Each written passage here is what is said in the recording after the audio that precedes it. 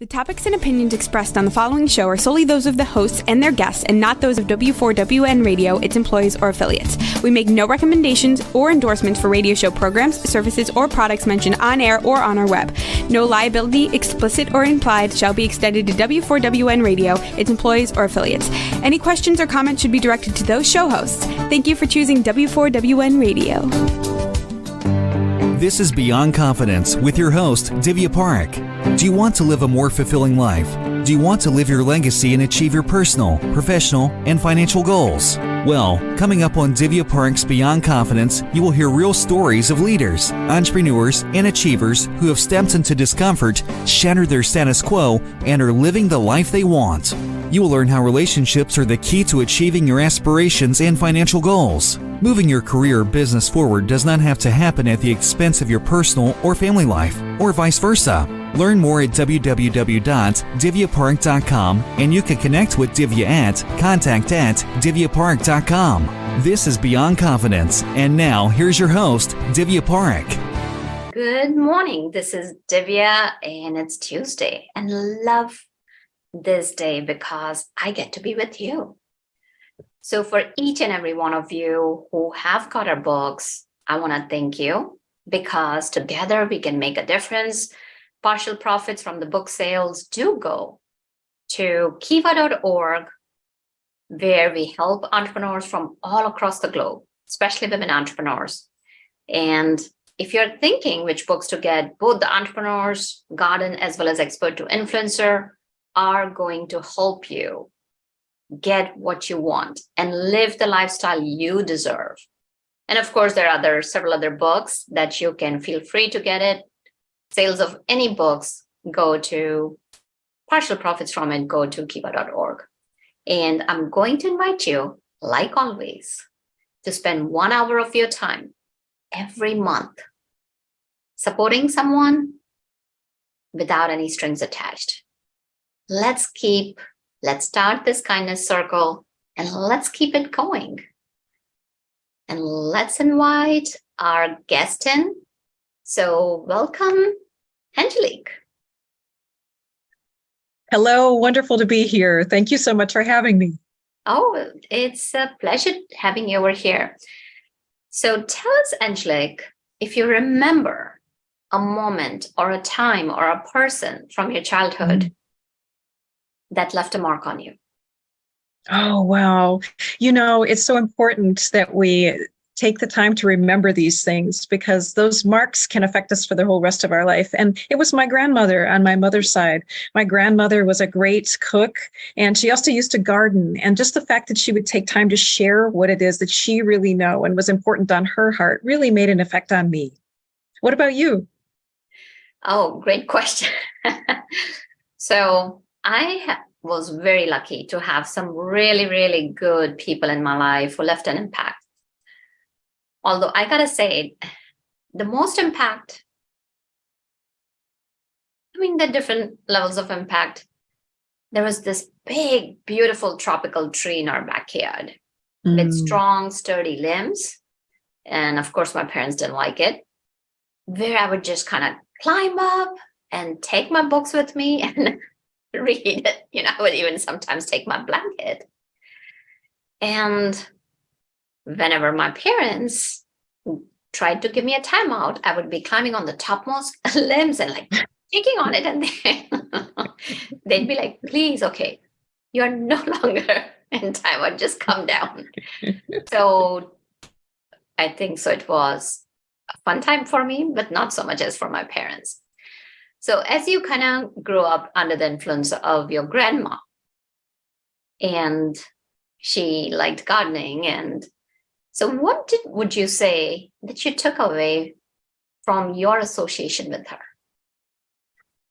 You know, I would make that comparison to the way that you talked about the tree. And I too agree that trees give us a grounding, give us a life force. They hold down our earth and they bring us fresh air.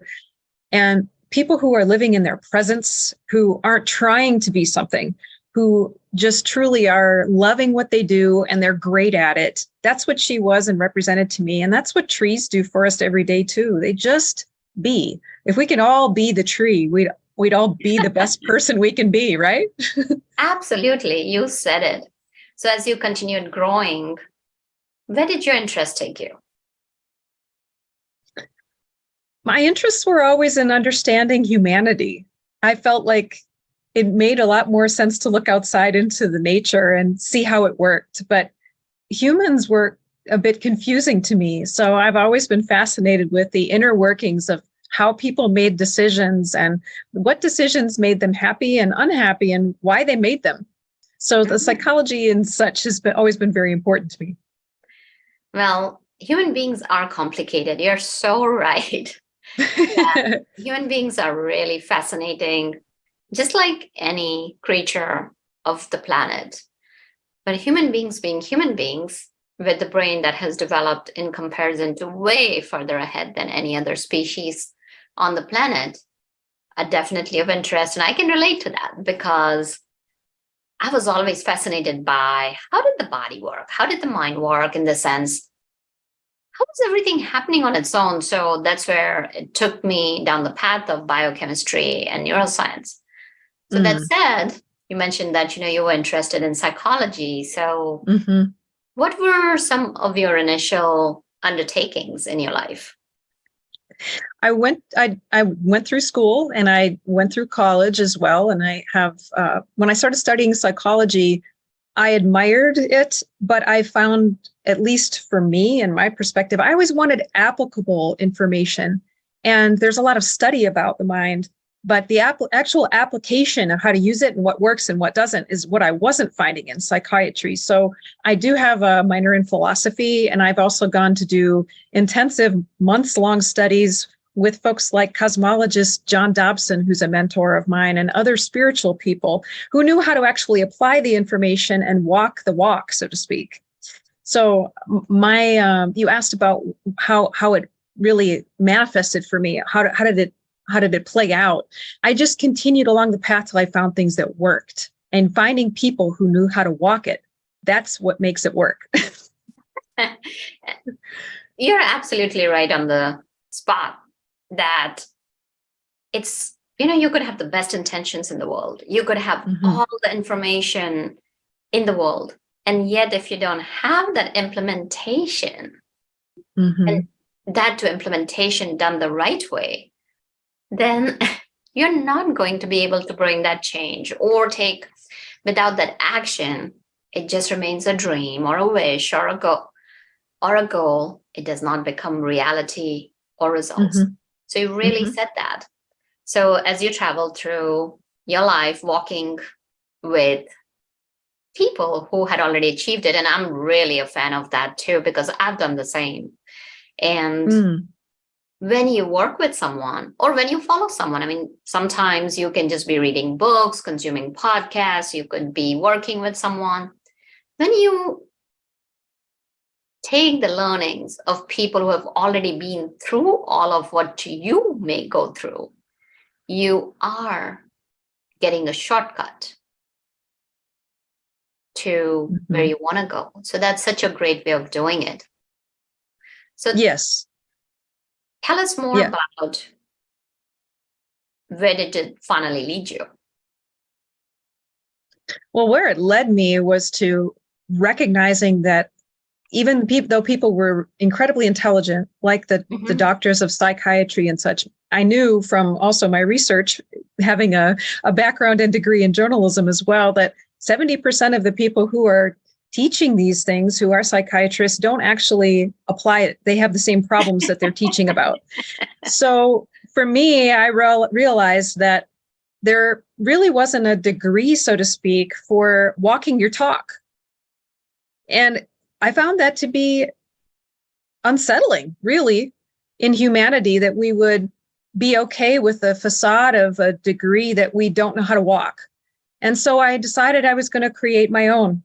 And just by doing my podcasts and doing my studies, and then only talking and speaking about things that I've actually applied. And I surround myself with other people who have also applied it.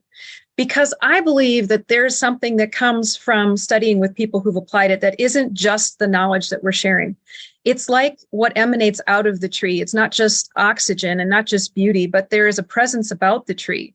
There's a presence about being with a master. It's called satsang, when you sit with someone who's actually embodying what it is that we are seeking, that it emanates out of them and it seeps into us like we're absorbing it like a sponge. And it's on an unconscious level. And that's really important. We need more people who can embody their truth. Love that. Love that word presence.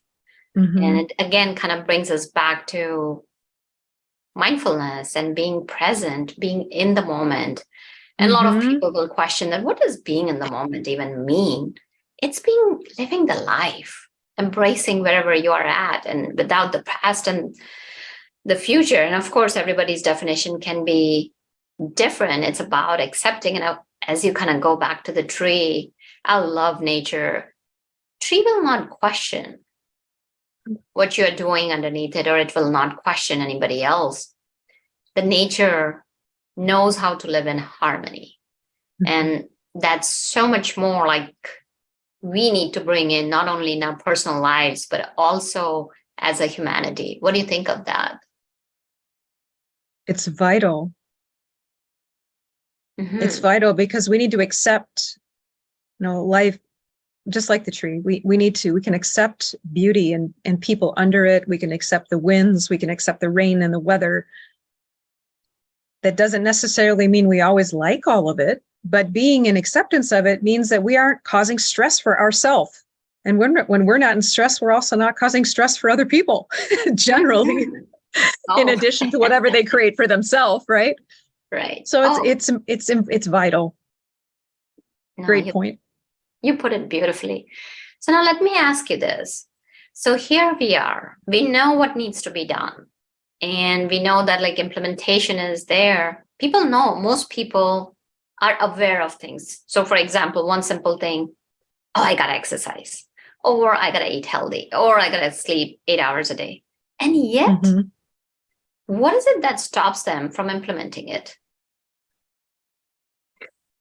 Well, what I've found stops them is the same thing that stopped me. And that is, if we're not aware of what it is and we don't take time to listen, we don't ever get to the bottom of it. We end up chasing other people's issues and drama and addictions of any sort. So we need to, one, be willing, because if we're not willing, that's the key. If we're not willing, it's not going anywhere. Just try to teach someone something they don't want to learn. It doesn't work. They have to be willing.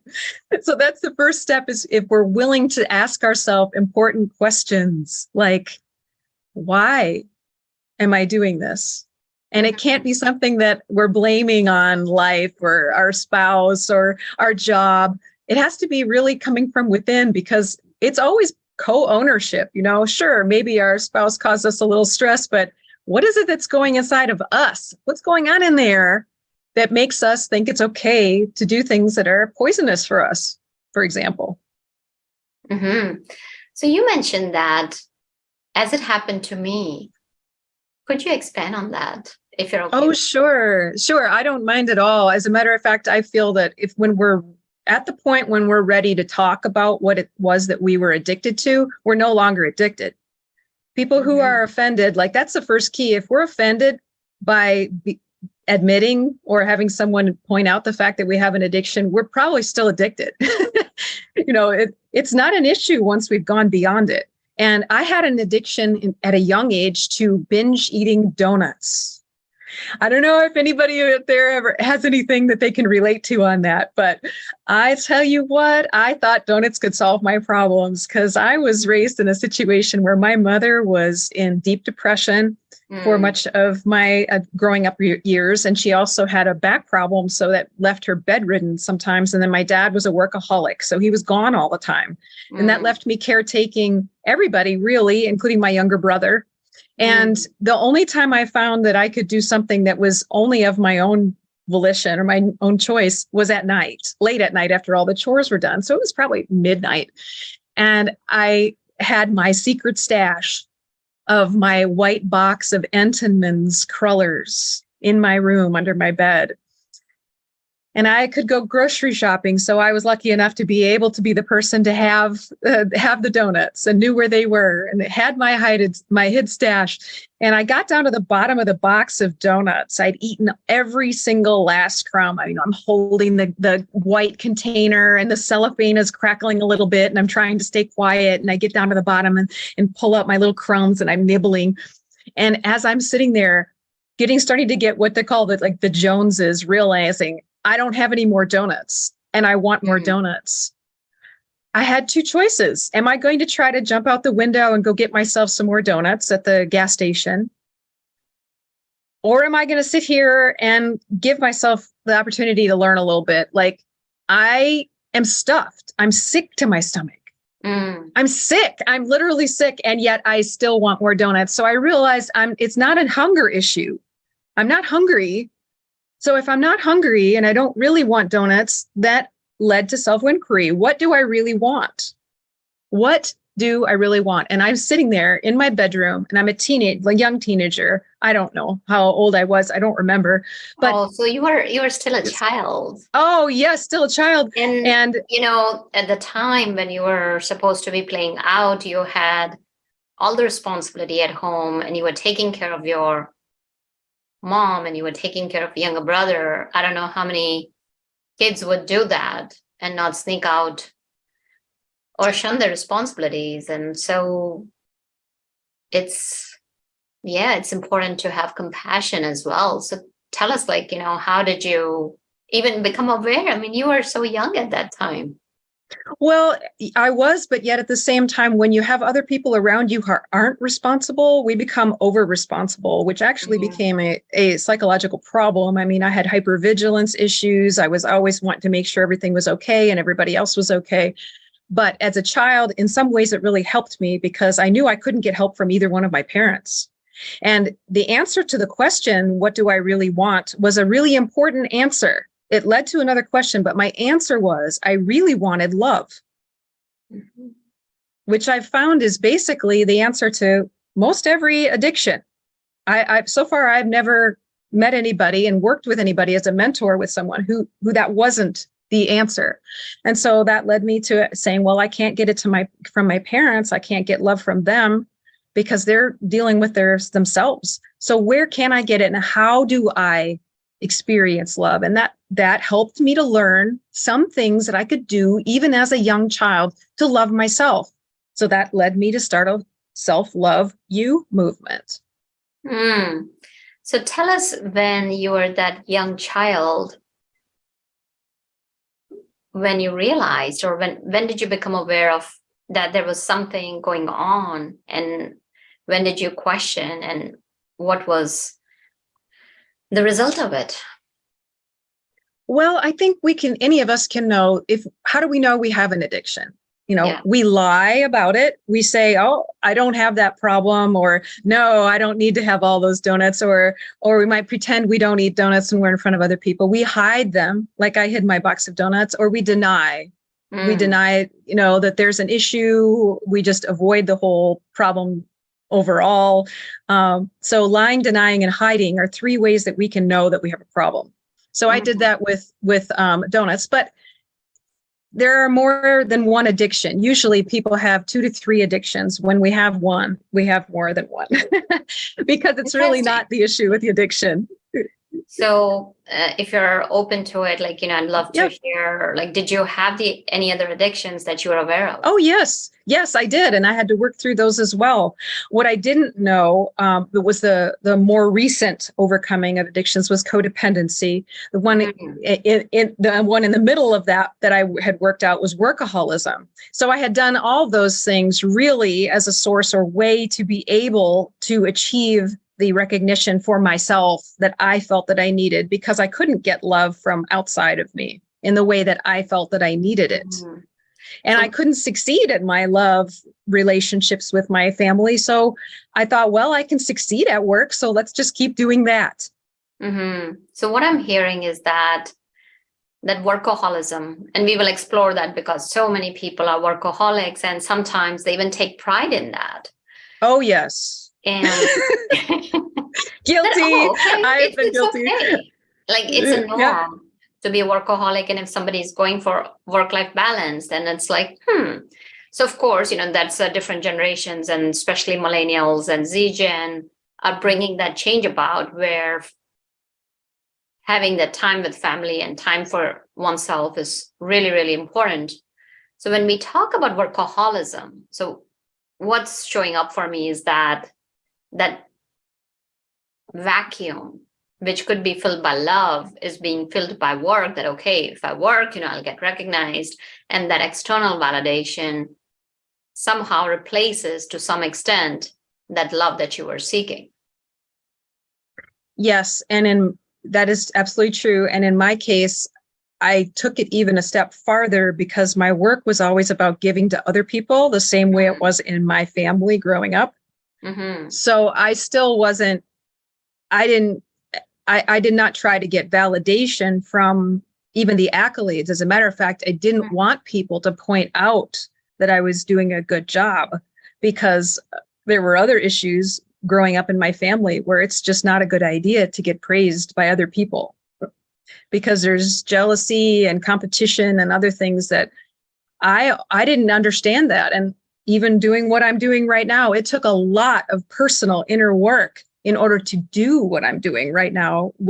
This is not my my norm. I'm actually an introvert who does the extrovert thing just so that I can accomplish sharing a message that I believe is vital and important, so that someone out there may or may not choose to inspire themselves. Thank you so much for being open and vulnerable and sharing your story.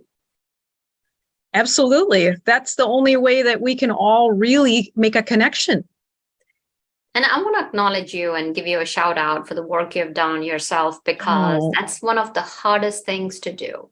And for you to not only do the work and move beyond it, but recognizing it, that there was this cycle which got initiated in your childhood. And then it continued because you were used to giving, and taking care of others. So how did you realize that workaholism was a repetition, and how did you overcome it? Because I'm sure there's so many other people, men and women alike, who could benefit from your experience. Well, how I realize it may or may not be similar to other people, but I have several intuitive gifts. And so I knew at a young age what ended up being confirmed to me by other masters. And that is, we pick up the soul issues of our parents. So at the time of our conception, we will pick up whatever issues our parents have not healed within themselves. So I already knew my dad. I started to reflect then. I knew my dad had workaholism, and I knew the issues that my mom had. So I just one by one started analyzing myself and saying, where is what they have similar to what's going on with me? And how am I seeing that playing out in my own life? So it came to observation, questioning, self-inquiry, and observation to determine, where is this showing up, like little sprouts or roots coming up from that original issue of my parents. So you were able to notice yourselves. Let's say there is somebody who's a workaholic, and their spouse and their children, and it could be a man or woman, are not happy with them. Obviously, because family wants their time. All they're looking for is time with them. And let's say this professional or an entrepreneur is not giving them. So how can they get out of it? Well, when we look and recognize, what am I getting out of avoiding them? What am I getting out of not allowing that connection? So in my example, what I was getting out of choosing work over deeper connection with others is that connection with others was always painful. Love was pain growing up. So it wasn't safe for me to connect with others that were close to me, like family, or people that were in my intimate relationships as well, because that always repeats itself until we heal it. So it's really turning it back to ourselves. How are we gaining by not connecting? And one other side note, you mentioned that our family wants time with us. And it depends what kind of person they are. Time is time, but quality time, I don't know that anyone actually defined that. And that's where it really gets real. If we're actually able to connect with a child, even for a shorter period of time, they can feel that. They know that. Same with our spouse or our other friends and relations. It doesn't take hours and hours of time together when we're actually truly there and with us, connected within, connected without. Does that make sense? Oh, absolutely. Like the quality of time is almost a moment stolen in time. And I will share that there's so many of my friends, and I'm blessed to have quite a few friends like that we will not even talk for a few years. Time goes by, you're in different states, people are busy with their lives. And when we connect, it's almost like the time stops and we pick back up right where we had left. So I totally understand it's not the length of time, it's the quality of time, because you could be with someone for days and days together. And yet, if you're not enjoying each other's company and pinpointing, and there are fights, and so what's the point of having that time together? Mm-hmm. It's about bringing that joy and love back into those moments, because those moments once gone are gone. Yes, beautifully said.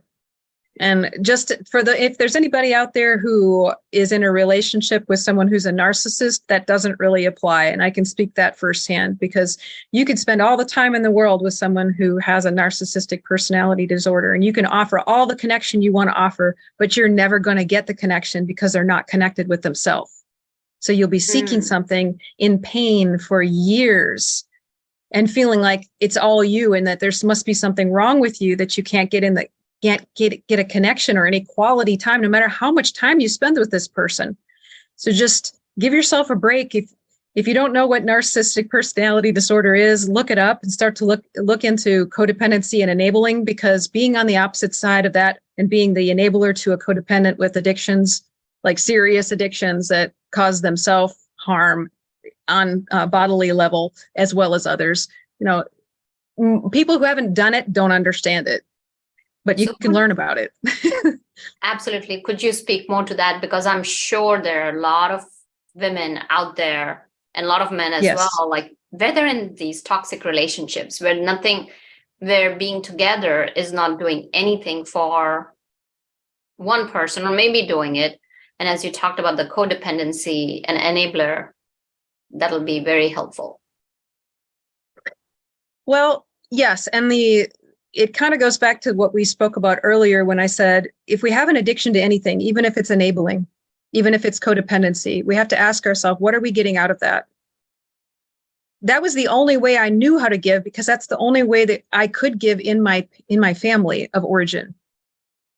It wasn't reciprocal because they couldn't connect with themselves, with my mom being depressed and my dad being totally disconnected from his own emotions.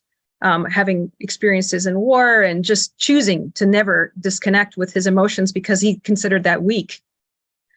So because that's all I ever knew, I felt like if I could just eventually keep giving and doing what I'm doing, that someone that I would be in connection with would be able to give back. But unfortunately, that's not the way that life, God, or whatever you want to call it, created life. That's not the way it works. We actually have to see the cycle of codependency and addiction in order to work ourselves out of it. It's not going to work itself out by itself. So is there a more specific question you have about the codependency and narcissistic dynamic? Because there are so many things to talk about there. Yeah, let's just kind of look at from two different perspectives. Like, let's say if there is a person and their boss is like that, and what could they do? Or there's an entrepreneur and, they keep on attracting the same type of clients. And then they find, because I had one of my clients like that, and that they take on, they're initially like really, really thrilled. Yes, I'm so excited I'm bringing on this client. And then they find that whatever they're doing is not pleasing either the boss or the client. So something in a situation like that. Well, when we're in a codependent narcissistic relationship, looking to find any type of validation from them or agreement from them on that anything we've done is right or good, or acknowledgement that we're worthy or that we have done enough. We can't look for any of those things from them, not because we're judging them and saying you can't, but because there's a deeper issue. Narcissists do not have a sense of self. What does that mean? That means that if you don't have, for example, a hand and you say, I want to open my hand, so I'm going to take one finger and open it up, and then another one and another one. If we don't have a sense of self, which is the hand, there's nothing to open. They can't change because there's nothing there. They haven't taken the time to find out who they are on a character level, saying, I believe in integrity and I'm only going to stand for integrity. I believe in honesty. I'm only going to speak honestly, etc. They haven't done that. Why is that? Because they were probably raised by someone who made them change in order to be acceptable. So all they know is to be a chameleon. So they might argue for abortion in one discussion with someone who believes in that, and then they might go 5 minutes later and argue the exact opposite with someone else and speak it as if it is them, because it is them. They have no sense of interior skeletal soul self. They don't have a self. So it would take severe cataclysmic change, for them to change, because they can't see why there's anything wrong with their behavior. And very often they will be very successful in life and very charismatic. And then when they get home, it's just like you flipped a light switch and they become their other personality and take it out on you. And you'll see that as a boss, if like you talked about working with someone who has narcissistic personality disorder, you have to ask yourself, why am I willing to accept this? Building up our self-worth is the only way to truly get out of the cycle. And we have to do that ourselves. No one can do it for us. That's really a great point, that there is no sense of self. And if there is no moral compass, then what is guiding them? There's nothing there to guide them. So now actually there is what's guiding, and I don't mean to I want people to know this. There is something guiding them. Validation, approval, power, control, money, sex. That's what's guiding them. It's instant gratification in one way or another. And it's usually comes in a very attractive package. Yeah, no, this is important that, you realize it, that like, no matter what you have done, it's not going to make a difference. So recognizing that and making a decision, as you talked about, it's not only about the intention, it's about the implementation of it and deciding whether to make a choice or not. And you talk about some 3 to 4 tips on overcoming any types of addiction. Can you shed light on that? Yes, whether it's codependency, whether it's workaholism, whether it's food, whether it's drink, whatever it is, if we can just take 5 minutes when we're having that itchy feeling of, I've got to have it, no matter what it is, whether it's even just looking at our phones, right? And just checking what's going on there. Take 5 minutes to sit outside, put your rear end on the ground, take some deep breaths under that tree, like our wonderful host expressed the joy of being with the tree, and ask yourself the question, what do I really want? And don't be afraid to just breathe. You don't have to have an answer, and you don't need to go searching in your mind for it either. You can't think your way to the answer. The answer is just going to come to you out of your heart. And if you think that I'm sounding ooey gooey and impossible when I say things like this, you just have to try it. Because until you do, you will be using your mind to get to your answers for everything. And logic will not take you there. Check with any of the masters. You can do your research online. Thinking will not take you to those deep kind of answers. Ask yourself, what do I really want? It is getting in touch with your intuition and letting the answer come to you. And if it doesn't come in once, you've talked about acceptance, being accepting of the thing in the situation. And you have mentioned something really very powerful over here, is taking that pause. And while you're taking that pause and learning to understand yourself, and when you understand yourself, as the saying goes, know thyself, it makes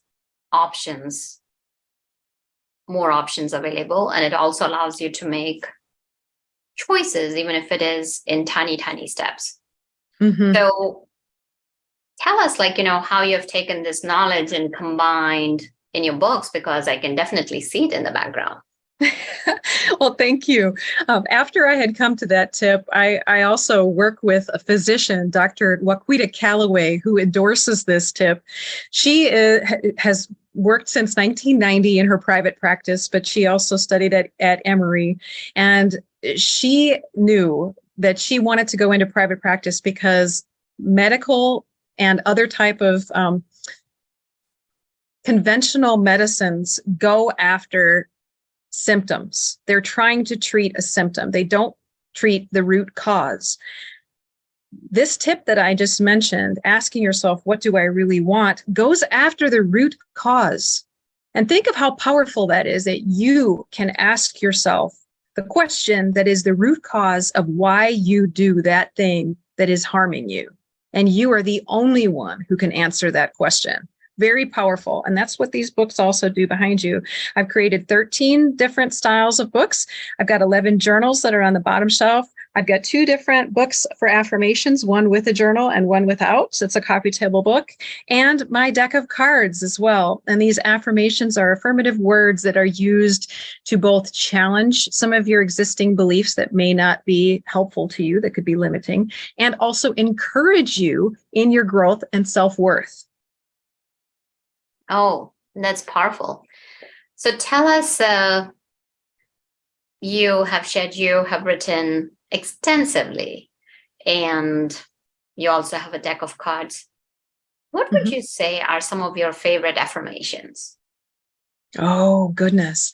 My favorite is to be able to provide affirmations for others. Actually, that's the honest answer. Would you like to get an affirmation today? Yeah, absolutely. Okay. I'm going to go right back here to my deck of cards. So it's a nice hardcover box, and it's the amaryllis flower that's on the top. And amaryllis is, I don't know if anybody knows the floral information of there's a meaning behind flowers. And flowers were actually used medicinally before any type of pharmaceuticals. So there is an element of easing dis-ease that the amaryllis can offer to us. So you might want to look up those qualities of the amaryllis if you have any issues with anxiety, depression, or addictions. So I've got 72 cards here, and I'd love it if you would think of a question in your mind that you might like to have an answer or affirmation to.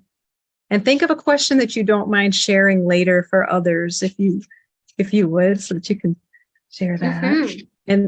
And then you tell me when to stop shuffling, and that'll be your card. Go ahead, stop it. Okay. So the photographs on these cards, there we go. The photographs are meant to connect with your subconscious mind because they evoke feelings. So I'd like for you to feel the feelings within your whole body. When you look at this card, what feelings do you feel? Harmony. Harmony. Mm-hmm. That's lovely. Now, what about within your body? Can you sense what's happening within your body? Just calm. Calm. Okay, wonderful. All right, now I'm going to flip the card over and it's going to have words on it.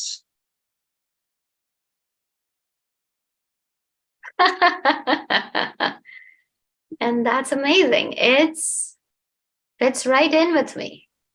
So share with us how that fits with what it is that you asked today.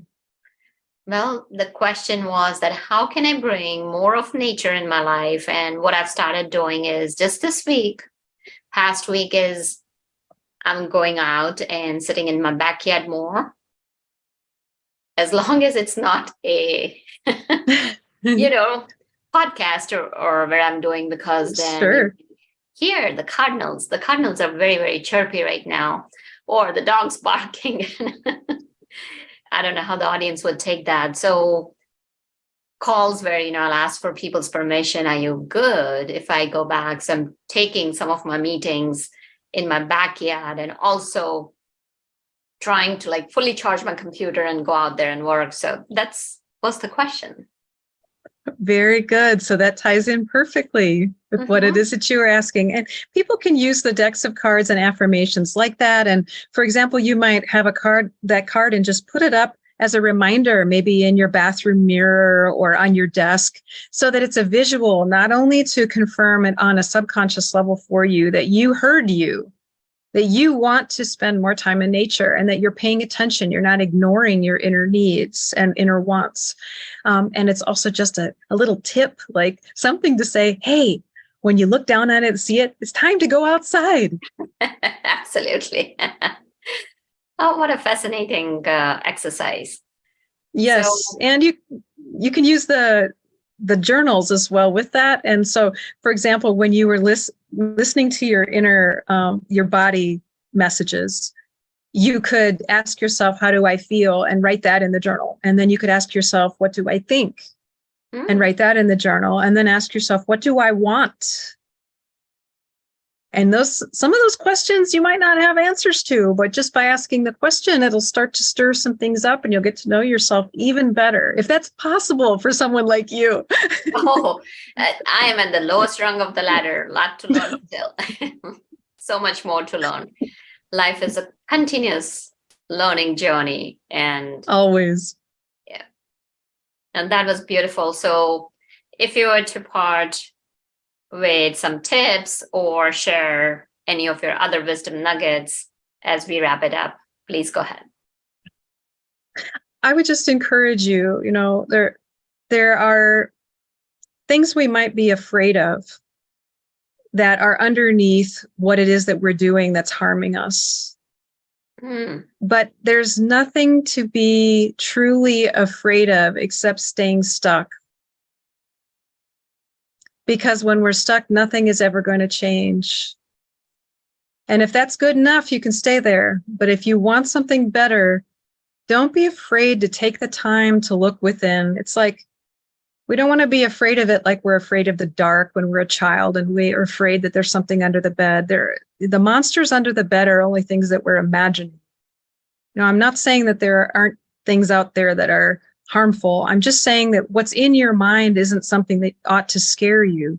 If you would just shut the lights out and listen a little longer and ask yourself some questions, you'll find that the entire world will open up for you within and without.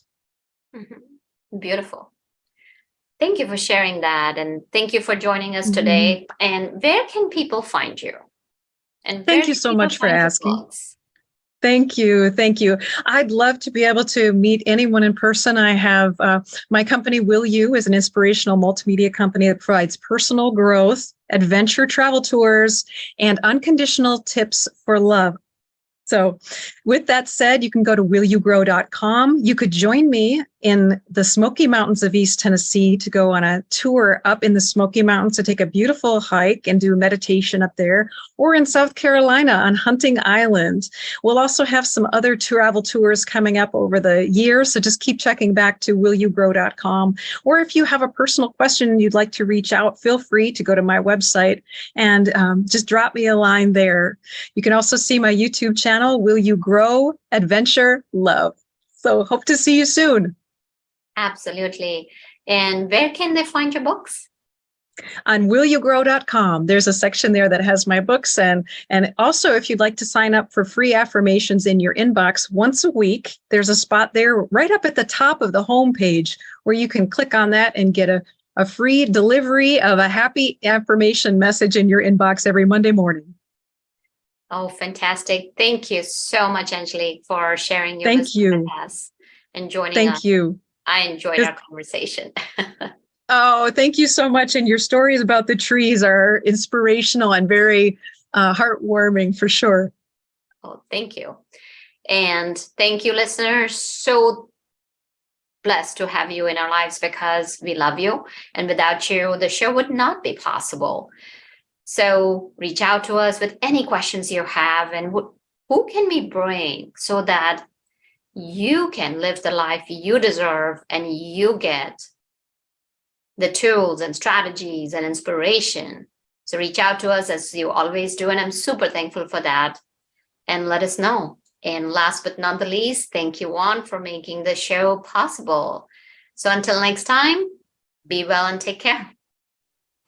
Thank you for being part of Beyond Confidence with your host, Divya Parekh. We hope you have learned more about how to start living the life you want. Each week on Beyond Confidence, you hear stories of real people who have experienced growth by overcoming their fears and building meaningful relationships. During Beyond Confidence, Divya Parekh shares what happened to her when she stepped out of her comfort zone to work directly with people across the globe. She not only coaches people how to form heart connections, but also transform relationships to mutually beneficial partnerships as they strive to live the life they want. If you are ready to live the life you want and leverage your strengths, learn more at www.divyaparekh.com. And you can connect with Divya at contact@divyaparekh.com. We look forward to you joining us next week.